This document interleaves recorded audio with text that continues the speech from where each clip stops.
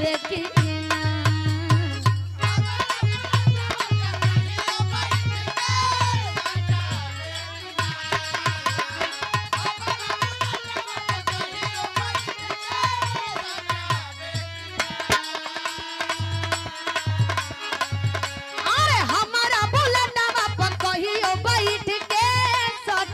बेकिना बोल बोल रे पतर की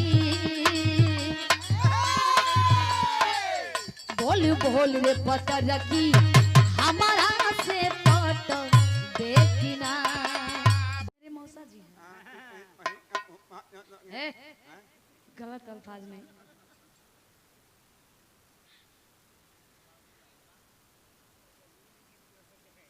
तो गुरु जी कहीं गिर भी ना हो।